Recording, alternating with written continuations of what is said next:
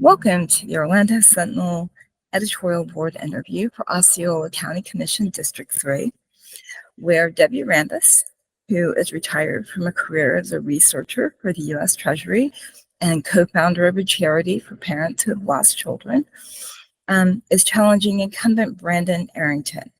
Arrington was first elected to the commission in 2008, and this represents Osceola County on several regional boards, including serving as chairman of the Central Florida Expressway Authority Governing Board. And he's also the executive director of Osceola Arts. And I'd like to start with one of the key differences between the two of you. You disagree on several local transportation strategies, including the proposal to build the Southport connector that would hook Poinciana Parkway to the turnpike. Could you both give us your general philosophy on where and how major road improvements should be cited and why you disagree on this particular road? And we will start with Ms. Rambis. Well, hi, everyone, and thank you, Orlando Sentinel, for putting this together. Yes, we differ on the Southport connector. We do need a connector to the turnpike, but we need to save Cypress Parkway. What's currently proposed is putting a freeway, tollway, right down the middle of Cypress Parkway. I've lived in cities where there's been an interstate put through the middle of town, and I can tell you that one side thrives and the other side doesn't. Even though there would be turnarounds at some intersections, it will destroy Poinciana. We need many, many road improvements in Poinciana. We haven't seen those in a lot of years. And so I disagree with it going down the middle of Cypress Parkway. I'm looking forward to the new PD&E study to be released. I have contacted CFX to receive a copy of that. And I've studied the prior studies as well. And we just need to find an alternative. Thank you. Thank you so much for the Commissioner question, Arrington. Chris. I appreciate it.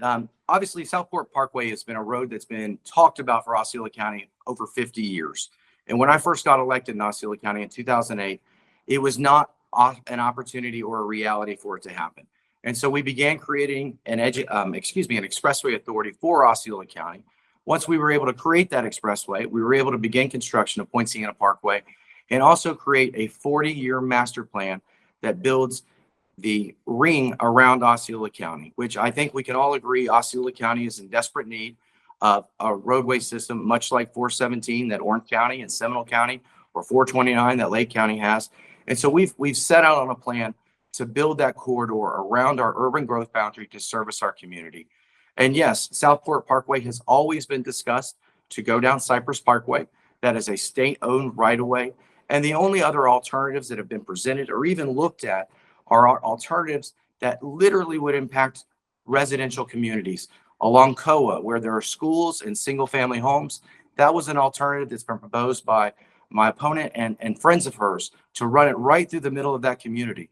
And then the other option that they have discussed is actually degrading and destroying Shingle Creek and Reedy Creek. They have proposed to run the roadway through the swamp, down the creek, because they would rather see the environment suffer as opposed to the retirement community in Polk County that already has full access to this roadway. And to my opinion, doesn't seem to want other folks to have that access as well. But it's not just about connecting to the turnpike. It's also about connecting to I-4 and 429. And that's a segment I've been working on with Congressman Soto for over a decade now, making sure that we can make that connection. Because really what we're doing is creating an opportunity to relieve the worst congestion in the state of Florida, but also create a hurricane relief valve for those in South Florida that are coming up the turnpike that need to get over to our hotels. And then also what it does, it begins to reroute and move traffically different throughout Central Florida. Thank you. Thank you. And just another major road controversy, I'm sure you expected us to ask about this, is the extension of the Osceola Parkway right through Splitter Preserve. That obviously is something that Orange County is officially opposed to. I know that the sign off has already been given by the Fish and Wildlife Commission. Do you think that the battle with Split Oak is over? And do you think it should be? And let's start with Commissioner Arrington. Thank you so much for the question. And in my opinion, yes, the battle for Split Oak is over. And that's mainly because I agree with what the Audubon Society proposal was. And the same thing I believe the Orlando Sentinel originally agreed to, which was the best deal. And I say the best deal because anytime we create a new corridor in our community, there are always going to be challenges. And whether that's the taking of residential properties, whether that's impacting environmental areas, we really had to come forward with what the best deal possible was. And I say that because what the deal possible that's being presented creates 1,550 new acres of state-owned lands, provides $28 million to improve those lands and also maintain them into perpetuity. And that's important because those lands that we're talking about are along the econ. And if anyone's been around long enough, they know Seminole and Orange County have been fighting for years and years to protect the econ. And this additional property helps do exactly that. And one of the things that really concerned me about the other route was it really didn't take into consideration the natural ecosystems that we would have been destroying. And I say natural ecosystems because we have to remember Split Oak is a man-made park. It used in 1950, it was completely scrubbed. And then we as man came in, replanted, remitigated that property and brought it up to the state where it's at now. Whereas the other properties that would have been taken were 100-year-old hammocks that were natural environments that we would have destroyed. And the other route as well, if we were to currently move forward with it today, we would be taking over 110 homes that people already live in. And so I think the deal that was agreed upon was the best deal possible. Ms. Rambis? Okay, so I think the key word here is perpetuity. When I went to school, perpetuity meant forever. And so it's ironic that, you know, CFX and current politicians are saying, we're giving this other land in perpetuity. Does that really mean forever? Or does that mean until we need to build another road or until another developer wants to come in? I think it's also ironic that CFX, they are willing to destroy Split Oak. You know, you can't just give 1,500 acres. That sounds like, wow, that's a great exchange. But it's not like kind. It's not connected to Split Oak.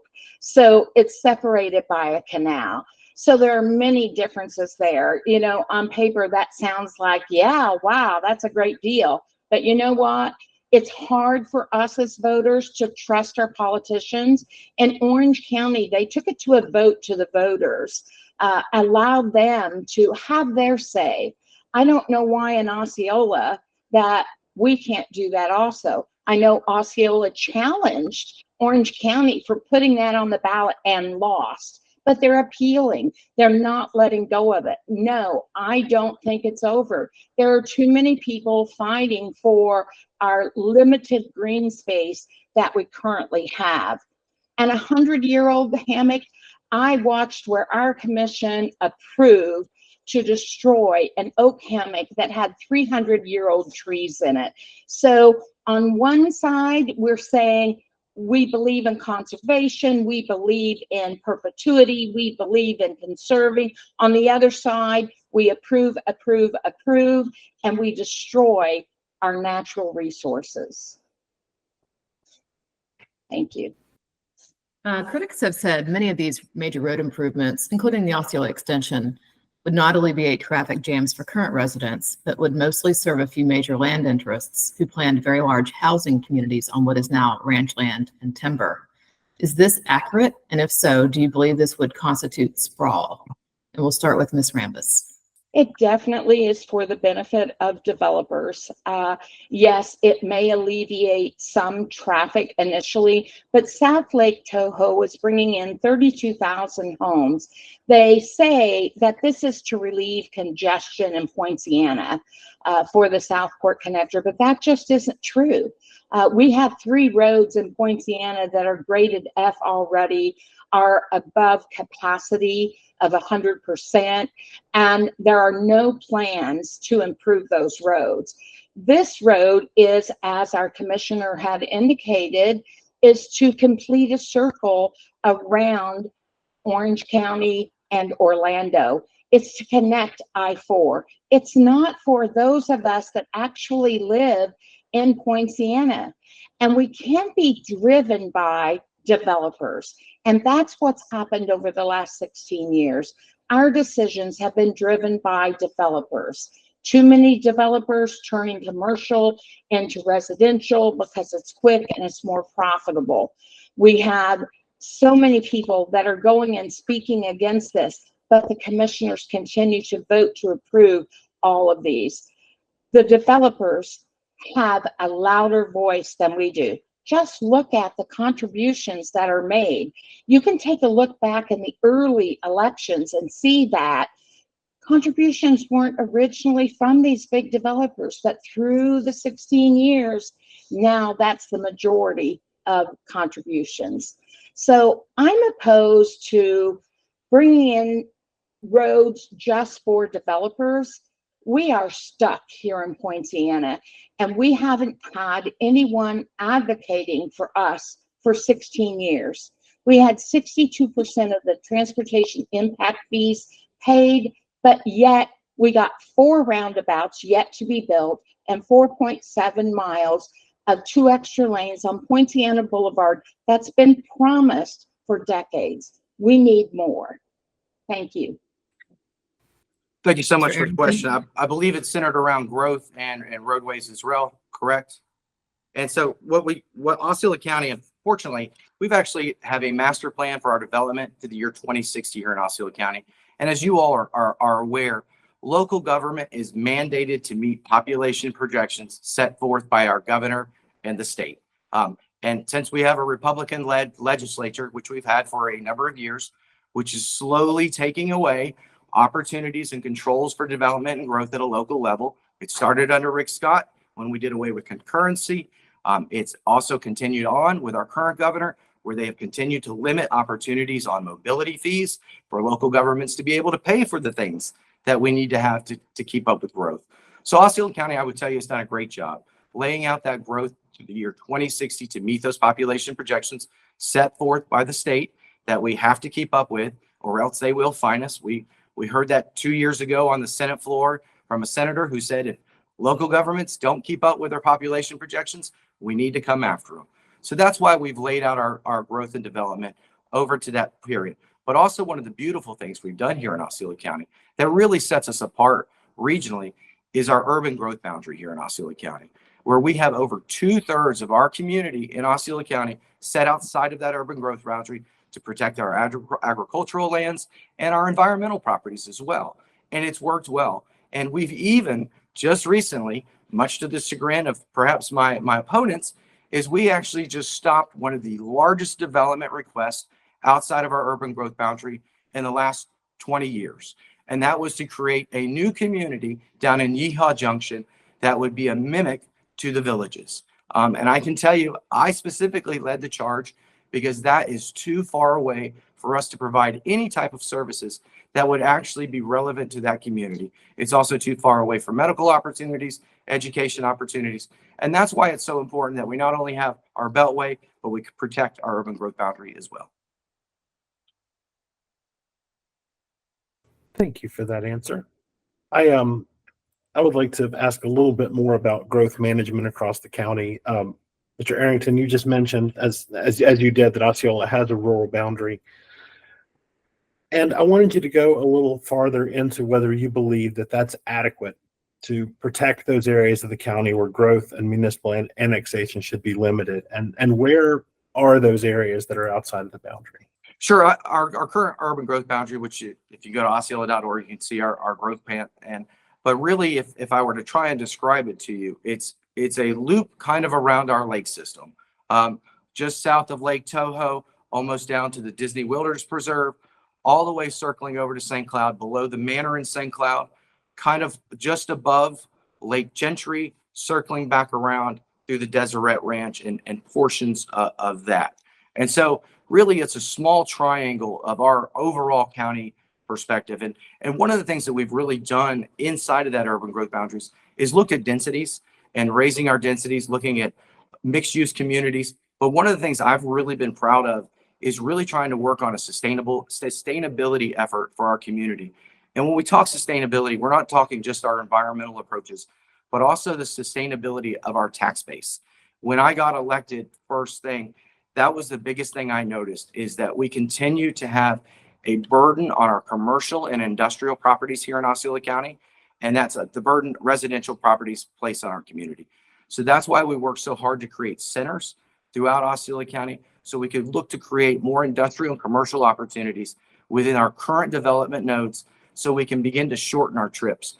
The only way in Osceola County we're ever going to fix our traffic woes is if we're able to shorten those trips. And when I say shorten that trip, shorten your trip to education, shorten your trip to work, shorten your trip to shopping. And that's why it's so important that we continue to have push for more commercial and more industrial opportunities in District 3. Thank you for that answer. Ms. Rambis, your response, the rural boundary, is it adequate to protect the areas of the county where growth should be limited, and where are those areas? Okay, so pretty much as the commissioner explained where the boundaries are, that is correct. However, it's not adequate. And I'll give you some examples. We have a lot of green space, and the commissioner, for example, we have a park that was purchased back in the mid-90s called the Mac Overstreet Park. County paid $4.2 million for that, and in fact adopted a penny sales tax, of which part of was to develop that. But the county never did anything with it. And in fact, the growth that the commissioner speaks about, Osceola County tried to put 7 factories right in the middle of 30,000 people, 9,000 of which are school-age children. And these weren't just factories making widgets. This was a hydrogen factory. This was a lithium battery factory. And our roads, as I indicated, are already at an F. And if these 30,000 people needed to be evacuated within that 3 square miles, some of them are not going to make it. Sustainability and resiliency. It's interesting that that's brought up, because I just attended a workshop yesterday in Neo City. Do you know what the staff is? How much emphasis that the county puts on sustainability and resiliency? It has a staff of 2. That demonstrates how much emphasis this county is putting on sustainability and resiliency. You know, how many people want glass recycling back? How many people want to save and have policies to save live oak trees that are 300 years old and more? But yet these developers are allowed to come in and to clear cut these areas, the little green space that we have, clear cut those, and then plant saplings in its place. That's not equal. It's going to take years and years and years. So I believe in sustainability and resiliencies, but we need to put an emphasis on that more than 2 people. Thank you. Thank you. I wanted to shift to the quest to provide housing for the very large legions of hospitality workers and other relatively low-paid workers in Osceola County. What more can the county do, given that most affordable housing projects will take place inside city limits? What more can the county do to support the efforts to build workforce housing? And we will start with Ms. Rambis. There's lots to do about workforce housing and affordable housing. Now, the county likes to say that they have made great progress and have spent lots and lots of money, but they need to do more than converting old hotels into houses. They need to do more than suggesting to people to convert their garages and allow other people to live there. Affordable housing impacts the majority of our Poinciana population. If you look at our affordability, we are equivalent to Portland, Oregon, and Chicago, Illinois, based upon wages and based upon the average cost of housing. How is this possible? And they want to increase, they like to tout that they have the highest impact fees in the state, some of the highest. And in fact, they've talked about increasing the impact fee for transportation from $15,000 to $25,000. That all sounds wonderful, but you can't talk affordable housing and at the same time talk about increasing these fees. I spoke before the commission and suggested do things like Manatee County is doing, do things like Sarasota County is doing, and base these impact fees upon square footage. This is very regressive. So if you have 1,000-foot home versus a 6,000-foot home, square foot home, you're paying the same impact fees. This isn't right. So we have to do something for our workers. Not everyone is going to work outside of the hospitality industry. Quit disparaging those people. They are good people. They work hard. We need all occupations in our county. Thank you. Thank you so much. Mr. And if you could address, I know it's kind of both in there, but if you want to address impact fees as well as Sure. affordable housing, Love that'd to. be fine. It's all part of the ecosystem. And my opponent made some great comments about the activities of Osceola County. And to your point, we have invested over $56 million in affordable housing projects in Osceola County that aren't just in the cities. Actually, we have several in our area in District 3 that house our senior population. And those are projects that are obviously that have gone through the state and received their tax certification projects to move forward. And so we've partnered with several of those. And we've taken a unique approach from a county. We've done so in acquiring land that we think would be in a great spot for affordable housing, and then gone and found partners to be able to move that forward. To talk a little bit about impact fees, we just had a great conversation about transportation, the lack of funding for transportation, and the need to do so. I am not of the mindset of giving away things to the developers as my opponent is. That's not the interest of Osceola County. We know what the true costs for a house and the impact it places on our community, and we want to make sure developers pay their fair share when it comes to building new product. The idea of basing impact fees on square footage is kind of misguided. There again, it's a benefit to developers. And what happens if you actually study the real estate market in our community, you'll notice that smaller square footage houses actually have a higher square footage cost at purchase. So you're not actually depleting the value. You're just decreasing the construction cost for them to be able to move that product at the current market value. It doesn't really have an impact on housing costs. What's going to have the greatest impact on housing costs is more supply. Housing is a supply and demand model. When there's not enough supply and there's a high enough demand, it pushes the cost of housing up.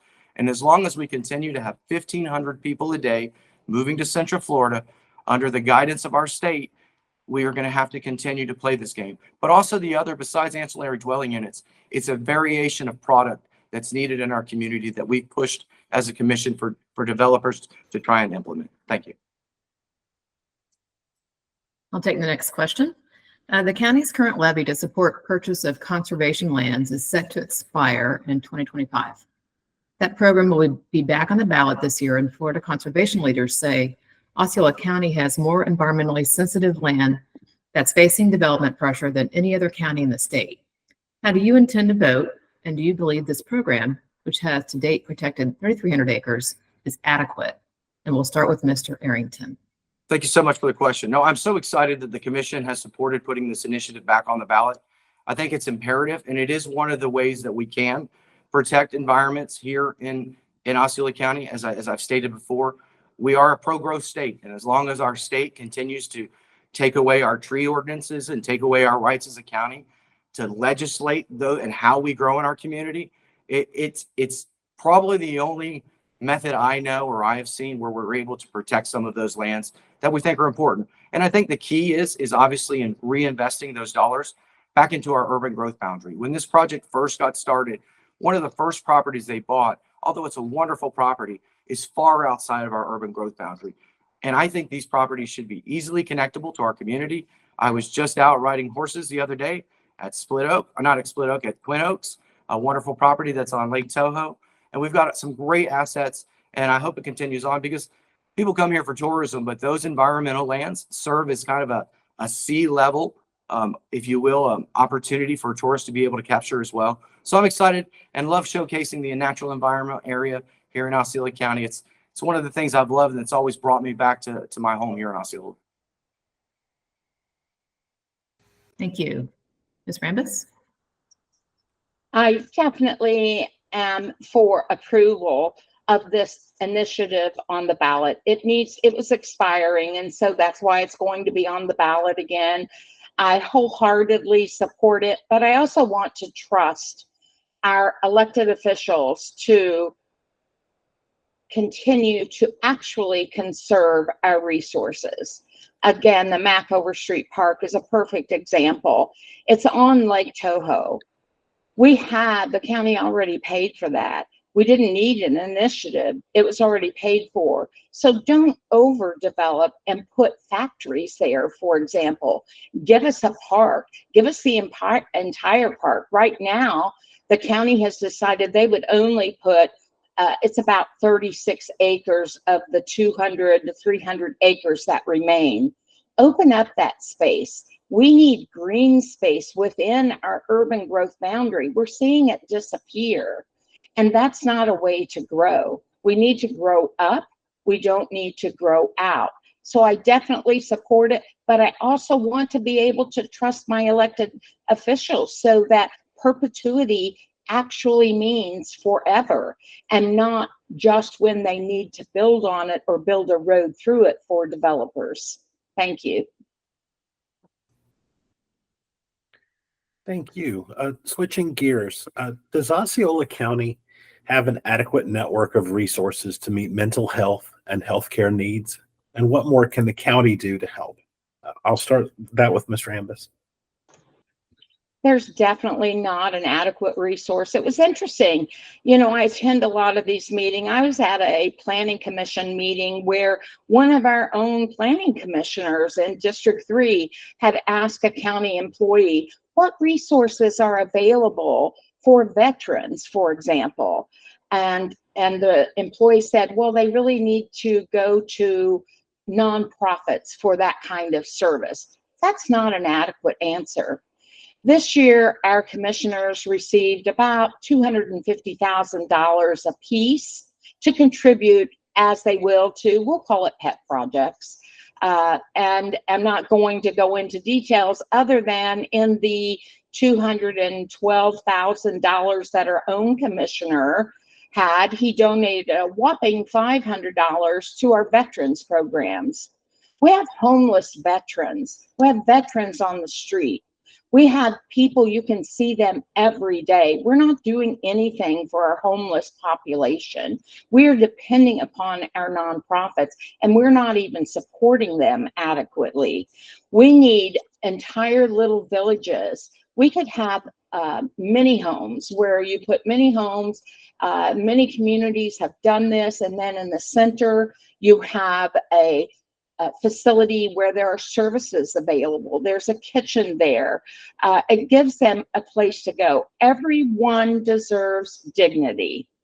You can go behind our Walmart in District 3 into the woods and visit with the homeless population.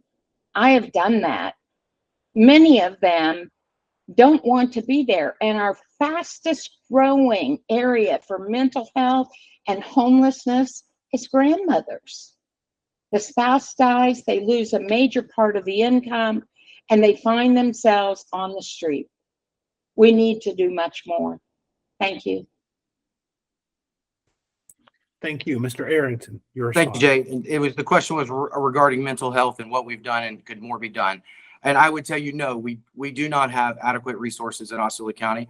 I would tell you, we do not have adequate resources in the state of Florida. State of Florida has continued to be one of the lowest states in the entire union when it comes to funding mental health. I think last year we were 50th. I think this year we might be 46. So, but in Osceola County, we've taken steps to do things to try and move the needle forward. And one of the things I'm probably proudest of is working with our law enforcement, working with the city of Kissimmee and our sheriff's office. And this is a big thing I think we can do more of, and more communities can do more of.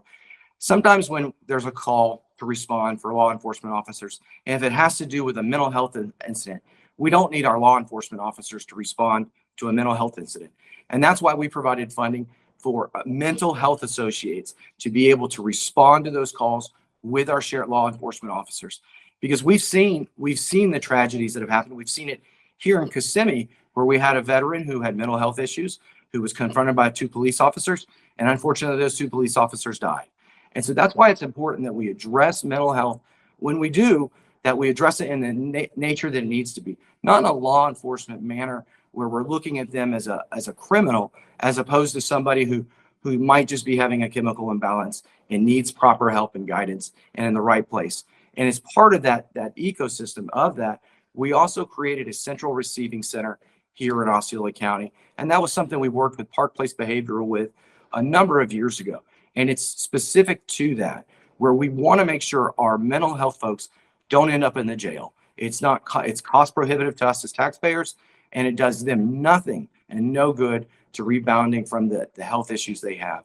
We can continue to look for new options, but we really need the state of Florida to step up and start doing their part. Thank you. Thank you very much. I wanted to ask, Osceola County is somewhat unusual. Your county manager has been on the job for 14 years.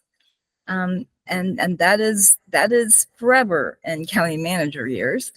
Are you satisfied with Don Fisher's performance in that role?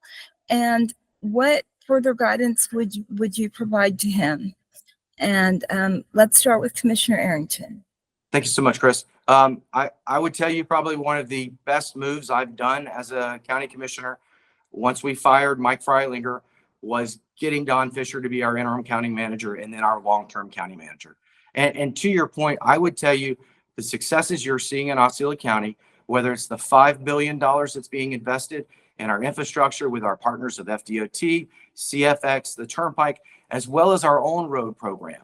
That happens with consistency of leadership. And I don't only just mean in Don, but also our county attorney, which are the 2 positions we as county commissioners get to hire. They're both amazing gentlemen who understand the commission and our forward-thinking mentality of trying to get things done. I think Don has done a miraculous job, and I think that's evidence in the amount of times other communities have tried to steal him from us. But fortunately, he is invested here in Osceola County, much like myself, long-term investment for people who've been here for a long time, who really want to see the future of Osceola County be what it is. And I know not only our roads, but also Neo City and what we've been able to accomplish with over $500 million in federal grants coming in the last year to begin to change our economic development pattern here in Osceola County. And I think with his help and leadership and guidance, we're continuing to move the needle. But once again, I'm going to go back to consistency. When I got elected to commission, the longest terming city or county manager, I think, was 2 years. And that's what we did. Every 2 years, we would cycle out a new manager. And the same thing when you cycle out, whether it's head level staff or even county commission, a lot of those initiatives go out the door when those individuals go out the door as well. And so I'm proud to have Don serving with us and working with us. And I think he's doing a great job.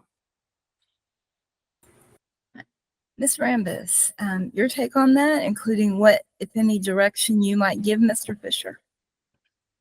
I think, and I won't disparage Mr. Fisher. I think from the limited amount that I've seen him, of course, I don't see behind the scenes. He's very professional.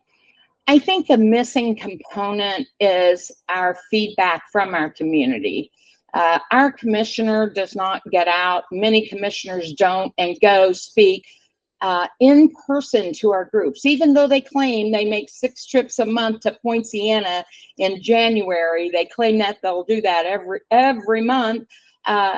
We never see them. So I think that's the feedback that's missing. And I think had that feedback been there, had those visits actually been made to Poinciana, had the drives been made every day on the roads, then it would have been clear that there's many improvements that needed to be made. Letting Mr. Fisher know that, you know, the grades of our roads, letting them know we need an extension over from Koa to Poinciana Boulevard. Safety improvements. I see children sitting out on the roadway every day, waiting for school buses. I lost a child. I've suffered the unimaginable. And it tears me up when I see those children sitting on the side roads, you know, waiting for the bus to come by. Those buses need to pull in. We need extended lanes for people to turn. We need bus pull-offs. But these are things that you see when you drive these roads every day, when you listen and go out and hold town halls, hold focus groups, all things which I have done already. We need that input. And I think if Mr. Fisher had the input, he would build on those ideas. Thank you. Thank you so much. And there is so much else we could ask you. We just barely skimmed the surface, I know, but we have come to the time that we promised you that we would run. So what I'd like to do is first remind our readers that while the Orlando Sentinel will be endorsing in this race, we don't expect you to just take our word for it. Both these candidates have a lot of information out there through their websites, through social media. There are forums that have been taped and are available. There are also our excellent news coverage as well. And you can also look at their campaign contributions, or there's a lot of information out there. Plus, many of you will be talking to your neighbors and friends about who they see as the person who best meets their own values and the challenges for District 3. So the most important thing, of course, is to remember that you need to vote on or before August 20th. With that, we'd like to invite our candidates to make closing statements. Ms. Rambis, we'll start with you. Thank you again, Orlando Sentinel, for doing this. It was because of you that I found out about those factories that were going in that endangered our community.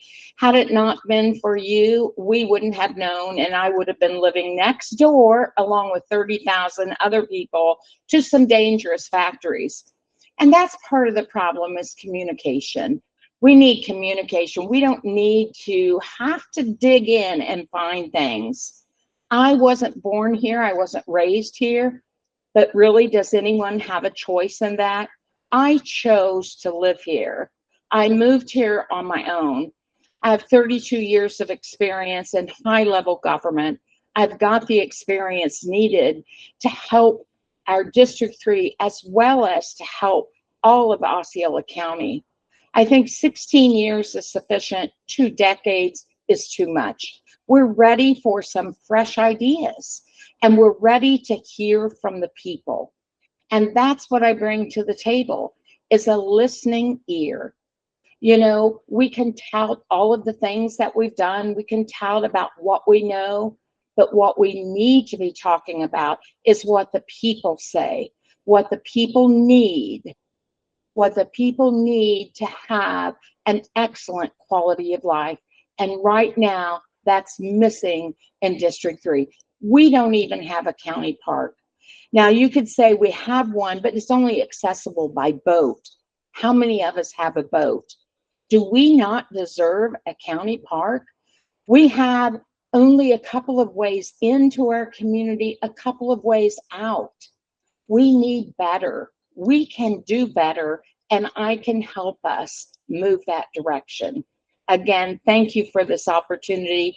And regardless of who you vote for, please get out and vote. Early voting ends August 18th, and the election is August 20th. Thank you. Thank you so much. Commissioner Arrington, you want to wrap us up? Yeah, sounds great. Thank y'all so much for having me today. It's been an honor and a pleasure to serve my community and chat with y'all about some of the amazing things we've been able to do in Osceola County. And that's what it is about being elected. It is about getting things done. And as your county commissioner, I've been able to move the needle in our community, whether that's from education, employment, or infrastructure. We in Osceola County have Osceola Prosper, where we are providing scholarships to every graduating senior here in our community so we can begin to shift that economic model here in our community and make sure our kids not have jobs, but have careers moving forward.